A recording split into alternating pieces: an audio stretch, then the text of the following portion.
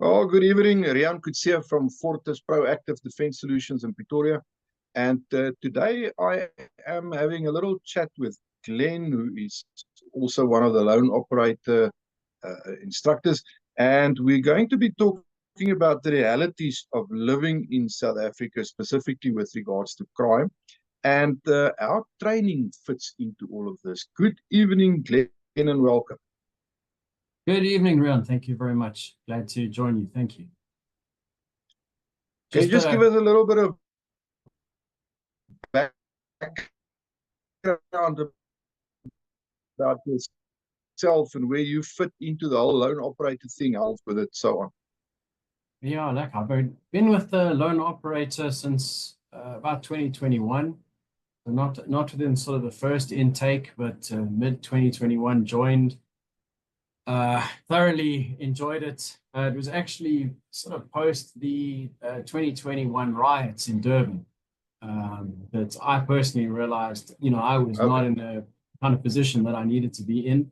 If something were to go wrong, so I was looking around for some sort of training, something that I thought would be valuable. And yeah, I've been around since then. Joined the instructor corps about a year and a half ago. And just continued with my training with loan operators. Yeah. Well, as long as you're enjoying it, that's the big thing. Love it. Yeah. There certainly is quite a lovely spirit among the guys that you can, it's very obvious that people are very much into it. Glenn, let's talk about the realities of living in South Africa, and specifically when it comes to the crime situation. We do have a bit of a problem, and literally anything is possible, and most people are woefully unprepared. Can you tell us a little bit more about the situation? Maybe just expand on the realities. Yeah, sure. I mean, I'm not going to kind of beat that drum or overbeat it. I think it's something that we all know with living in our South African context. I mean, we live in a society that experiences contact crimes, violent crimes at a level comparable to a low intensity war zone. And it's an unavoidable truth with the levels of crime within our country. I mean, there's no way there's no way of getting around that. It is the situation we're in.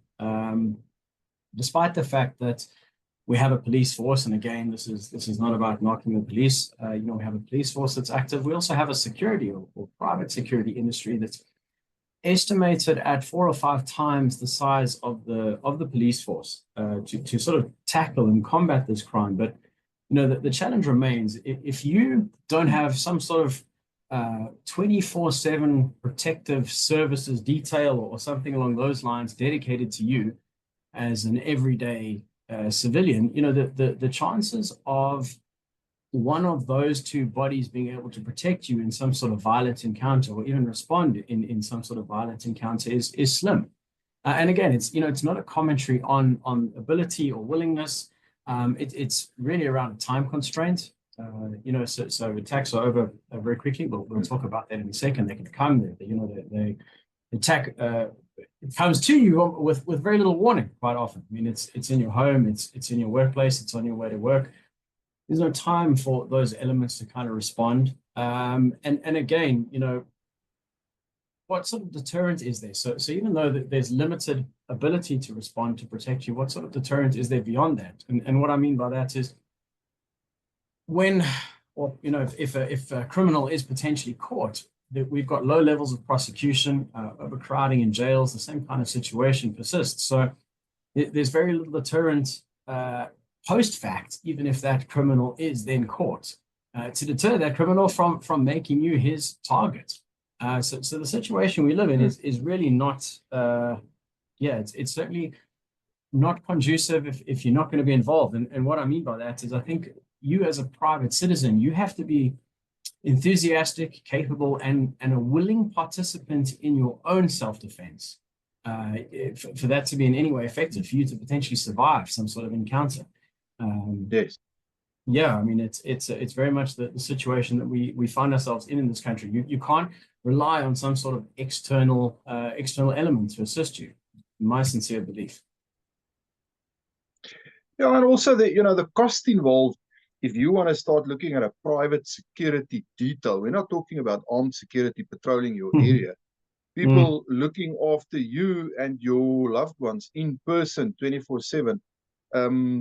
There are very few people around who can afford that sort of service. So if you don't sort it for yourself, you are basically hoping nothing bad ever happens to you in a place Correct. where the odds are just higher than in probably most other places. Correct, yeah, it's a strategy of hope, and we'll get into that a little bit later too, around that potential response of when something does happen, the initial reaction of, oh, it's not happening to me, and there's that can be the reaction to a violent encounter. But I think a lot of people choose to live their lives on an everyday basis the same way. So we talk about it from a sort of a training perspective, and the reality is what can someone do to some sort of potentially violent encounter?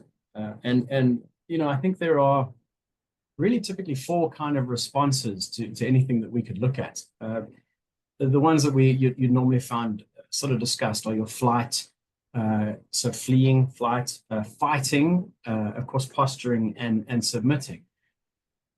So the idea yeah. Can I just interject here? I just want to check with you. When we look at the situation first and foremost, where we find ourselves in on a daily basis, literally.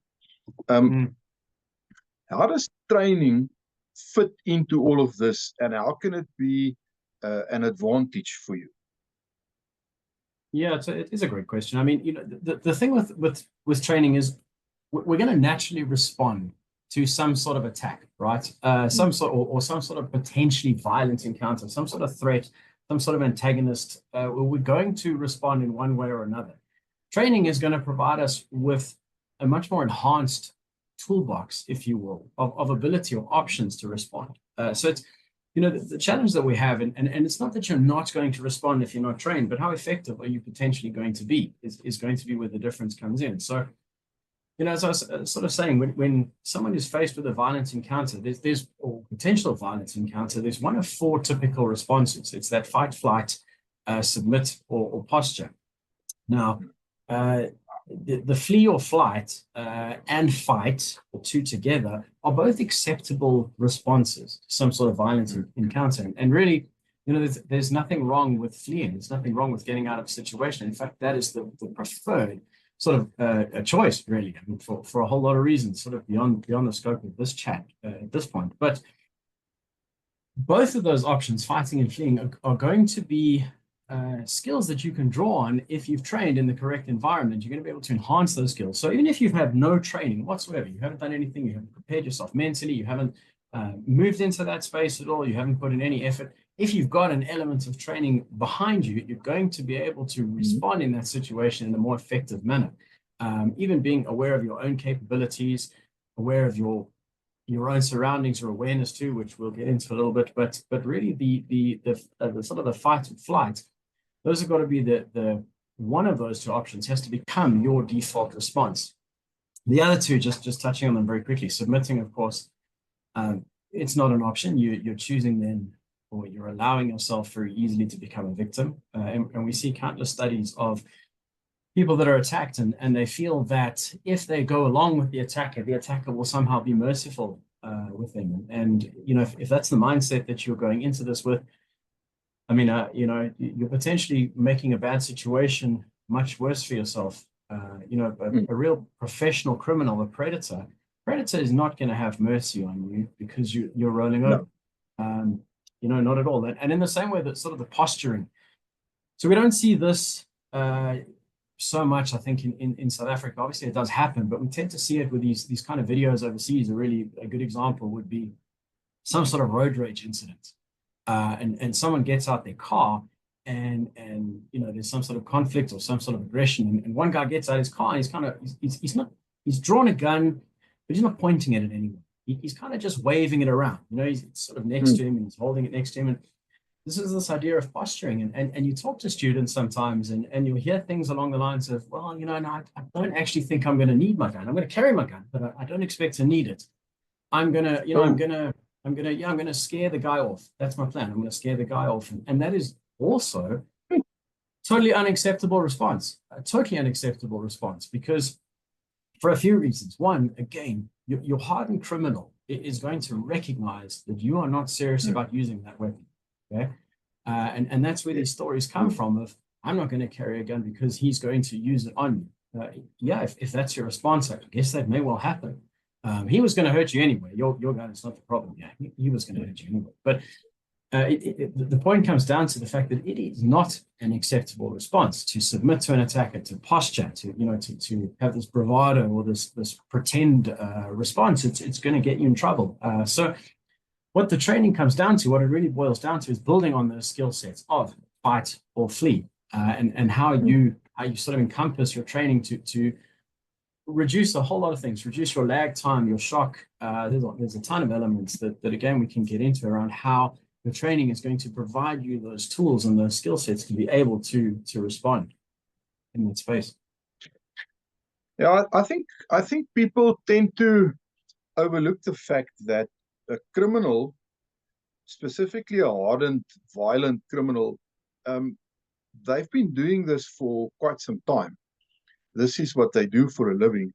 They are very well trained in doing what they do, and they can pretty much immediately see through the BS to see if you are offering a serious response or if you are posturing. And it's going to bite you in the backside, definitely. Yeah, absolutely. I mean, I think we're getting better at not underestimating, criminals in our country. We were having a chat about it the other day around a very simple question: do you think criminals are smart? Are the bad guys smart? And it was encouraging. Everyone in the room went, yeah, yeah, they are. They adapt their Yes. methods. We were talking specifically about road spiking.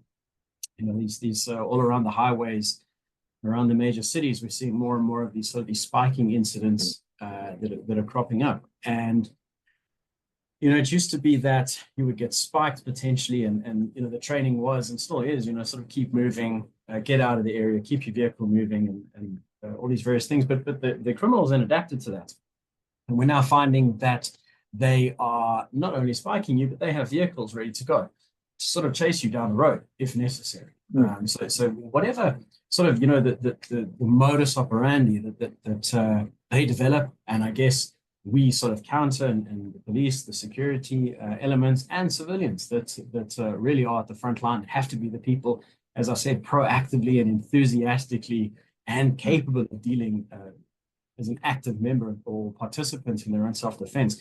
We then provide some sort of counter or response to that, and again they adapt. So not only is it about that sort of that mindset and that training, but it's also about understanding exactly as you say the opponent, or even worse, the opponents that you find yourself up against. I mean, we again we see a lot of videos that come out of the US where people are dealing with an active shooter. And again, not going into all of that sort of conundrum around what's going on there, but it's typically an individual. It's one person, and they're causing mayhem, and that's not what we face here. I mean, a hijacking here could be 5, 10 individuals, 3 or 4 different vehicles. I mean, it's multiple attackers. It's a dynamic situation. Are they after the vehicle? Are they after you? Is it a kidnapping? Is it a hit? Who knows? These are things that we see. So it's a much more, or it's a very different environment. I think what we see often with ideas and concepts and training coming out of different places. So, in conclusion, um, do you think it's correct to say that there are no guarantees? Because I can just hear some people saying, what's the point if there's going to be too many? You're going to be in deep trouble in any case. What's the point? Blah blah blah. You can almost hear people saying that as you discuss this. For me, it's about enhancing your odds to get it a little bit more in your favor. It's not about guaranteeing anything because there are no guarantees. Anything can happen. You could be the most highly trained guy, and this guy can get in a quicker shot or a lucky shot, or even just a lucky a knee strike or anything, and that's you done. So it's about enhancing your odds of survival at the end of the day. So the more training you can do, that's applicable, and proper training, focused training, stress-inducing training, the more you enhance your odds when push comes to shove. Would you agree with that? Yeah, absolutely. And I think, and I know we'll discuss it a bit further, I think you're also less likely to be a victim. Obviously, never blaming a victim here, but you're less likely to be a victim as you improve that level of awareness. But yeah, in any sort of scenario, the more you've trained to deal with the stress, the potential conflict, the more options that you have available, the better your odds. As you say, there are no guarantees. Absolutely not. And again, it very much depends on what your sort of adversary's mindset is. If it's about hijacking, train to, well, one, avoid the hijacking, but potentially how to deal with it if you find yourself in that situation to maximize your chances of coming through it. And obviously let's take the vehicle, that kind of thing. We talk about it often on the range with the work that we do. It's don't become weapon fixated. So lone operator and Fortis, yeah, we train a lot with handguns, but the handgun is a tool. It's something that is effective to carry, and it's something that you can train with very well, and you can become very effective with it. But again, it's just a tool. It's one of many elements to do exactly that, to try and maximize your chances of prevailing, really. That's what it's about. It's about getting into that mindset of being able to say, I'm going to prevail here. I'm going to survive this, and how we go about doing the foundations of a solid self-defense training program. How do I approach such a training program? It's a great question. So we sort of at Lone Operator, we tend to focus really on four distinct areas, I guess. Not that they're tackled in separate modules. They're all sort of tackled together, and they build on from each other. But the first one is definitely mindset, and we'll come back, we'll chat a little bit about that. The second would be really firearm fundamentals, being capable with the firearm as one of the primary tools that we may use. The third is around fitness. We kind of joke on the range, if you can't shoot, you better be able to run, and vice versa. And the fourth is also sort of a self-defense skill set. So being able to put together, the fitness, what you learn with the handgun, and various other different sort of methods, and combining that skill set into the ability to respond to some sort of attack. That's kind of the sort of the four elements that really come together that form the foundation. I think is probably a good way of saying it. Of okay. This, yeah. So let's start with the. I tend to consider it the most important one, because I've had a lot of people ask me what's the best weapon or tool for self-defense, and I generally answer your brain. So mindset is where that all happens. So it's certainly something that I've always considered extremely important. So let's start with that. Let's talk about mindset. Yeah, so for me, mindset is there's a lot of things to it, but to sort of sum it up, it's really a willingness to prevail, and it's an awareness. I think those two things that kind of go together. I mean, to sort of start more on the second one, I guess the awareness, and that is definitely something that you can train. So we'll all know people that we think are, let's say, more aware than others, and it is definitely something that you can build. There are tools and techniques that we also teach. And that is a major mindset component. It's a key component of your training, just developing that awareness.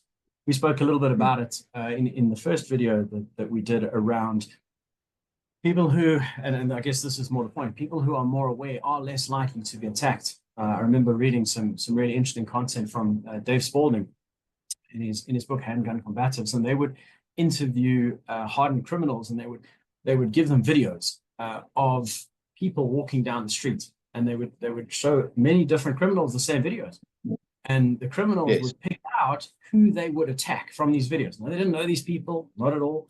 And there were these patterns, right? The bad guys would consistently pick out the same type of people that they would attack from this random footage. And it all came down to, or largely came down to, kind of a projection of self, and an assertive kind of view of the world, but also the level of awareness that the person was conveying to everyone. The criminal could see, right, this person is aware, they're looking at their surroundings, they know what's going on. You're not going to sneak up on this guy very easily, to sort of simplify it. So plays a major role. No, I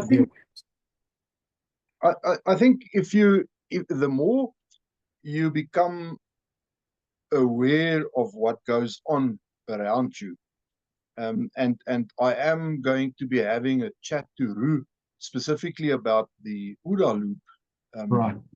in the later part of the week. The more you become aware of your surroundings and the more you start making this part of who you are, the more it starts affecting your body language.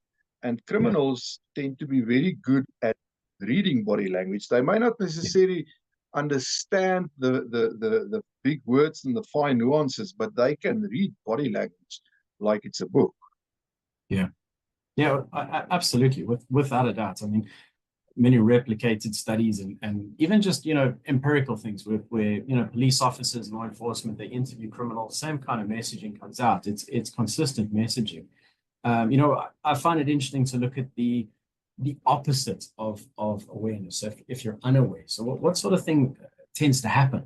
So when someone's caught unaware, and you can see this play out, you get what's called the startle reflex. And people will do weird things. People will literally kind of throw their hands up in the air sometime or crouch down. And it's this situation that's unfolding rapidly before them. And the mind is way too far back in processing that. So yeah, a perfect example will be the OODA loop when you go into that. But the thing is when we are startled like that, when that startle reflex hits, we've got this period before we understand what's going on, typically called lag time. And the lag time is once I've seen something and I now have to process it and figure out what to do. But as we've discussed before, if we're attacked, if we're in a situation where we're attacked, very often that attack is over in seconds. You kind of see these mugging videos in the CBD of Johannesburg, for example, and a bunch of thugs come up behind someone and grab them, and they kind of just empty out the guy's pockets, and whatever happens to him happens to him. They're over in seconds. So if you're unaware and you're startled, so you've got a reaction, you're startled, you have no idea what's going on, you're not in control of it. It's not a conscious decision. You've got this lag where your brain is now trying to catch up with what's going on. By the time you've caught up to what's going on, the attack is probably over. So where does that leave you? Not in a great position. And added to that, the minute that you finally comprehend the danger. So there's the scenario, it doesn't really matter what it is, but the minute you finally comprehend the danger that you're in, your body now has what's known as the body alarm reaction. And the easiest way for me to sort of explain that is, you remember in school when you were kind of leaning back on your chair on the two back legs, you were meant to be listening to the teacher, and you were kind of leaning back and you were balancing yourself, and you just went a little bit too far, with your legs off the ground. And all of a sudden, your heart just leaves your body, and you hopefully catch yourself, and the chair comes crashing down, and everyone looks at you because they know what you've done, and the teacher's looking at you. But it's that reaction, that initial reaction, when you just think you're gonna overbalance, right? That's this body alarm reaction, and again, you're not in control of that. It's an automatic process. Now your body is going to have the same reaction, but obviously to a much higher degree in some sort of violent encounter. And that's this flight or fight reaction that we talk about, where you've got this massive adrenaline dump. You've got gross motor skills. You're ready to run and punch and swing and kick. But you can't do anything too fine. You're not going to be able to do any fine movements with your hands.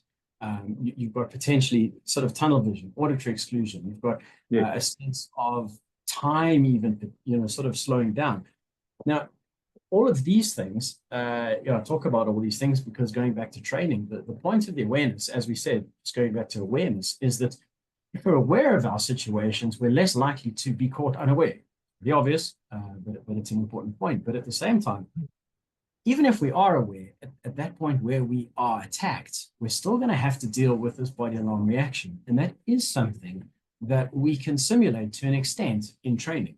It's not going to be to the same level, not at all, because we have to simulate in a controlled, in a relatively safe environment. But there's things that we can do, and it really helps the individual to understand what they're going to do, in some sort of scenario, and to learn to cope with all this, what is really pure chaos. And again, it can be simulated quite effectively, but there's sort of this chaos all around you and how you're going to respond. Are you going to stick to the core simple principles that you've been taught? If your mindset's in the right place, your mind's already going, I'm going to prevail here. I'm going to prevail. Despite the chaos around me, I'm going to prevail. If you've been working on your fitness, you're in a better place too, because the more unfit you are, the harder it is for you to cope with this situation. The fitter you are, the longer that you can go, the more quickly that you're going to recover. And again, you're then able to apply the skill set. So we spoke about the self-defense skill sets, and potentially if you're using a firearm, the firearm's involved, you're then able to apply that skill set in this situation. So you learn to work through this sort of body alarm reaction with this willingness to prevail. So that's really for me how it all comes together. And then maybe just sort of a final point on that.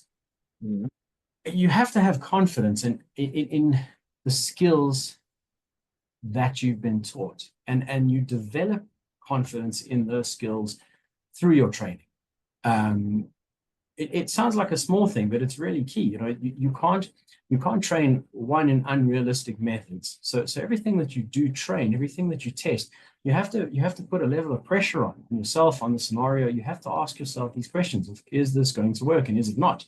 And it's important that the skills that you train are going to work, and you have to know that they're going to work, because in one of those scenarios, you can't now be second guessing yourself and saying, well, does this work? Can I do this? You need to have that confidence. Yes, let's go straight to firearms. You have to have that confidence to know, what, I can draw that firearm and I can get a shot off in 1.5 seconds, 1 second, or whatever it is. And I also know that works. It will work. I can land that shot, and potentially that's what's going to save my life when someone is coming to try and take it. I just want to maybe just to conclude this, because I think we've covered this aspect very, very comprehensively now, and I trust that it's in a way that it will make sense to viewers of this video. I experienced something like that today. Driving around, I was on my way somewhere, and I wasn't focused for that second, and I took a wrong turn. And halfway down this block, I suddenly realized, whoa, this wasn't where I wanted to be. And you're talking about the confidence thing. I could literally feel my confidence just draining out of me, like water running out of a faucet. It was such an odd feeling. And I spent quite a bit of time afterwards trying to analyze this. And I realized, I was so, in my mind, I was 100% certain of where I was going and how to get there. And the moment I took that wrong turn, my whole plan fell apart right there. So if it can happen with something as minor as just driving around, you can imagine the consequences if it's in a really high stress situation where somebody is trying to hurt you for real. Yeah, absolutely. It reminds me of one of our lead instructors, Gerard. He has a sort of an acronym that he mentions sometimes, WIN. I don't know if you've come to that yet. So this and what it stands for is what's important now, and it's something that I try to incorporate exactly the same. Something's gone wrong. This is not how I planned for this to go, and there's a whole lot of options potentially available in front of me. But what's important now? What do I need to get right now to move to the next thing? Yes, Yeah, I guess it, again, speaks to mindset, you know? Yeah. absolutely. Glenn, thank you so much. It was so good talking to you. I really enjoyed it. Thank you for your time, and thank you for all your inputs. I found them very valuable. Thank you. Thank you, Ran. Appreciate it. Thank you.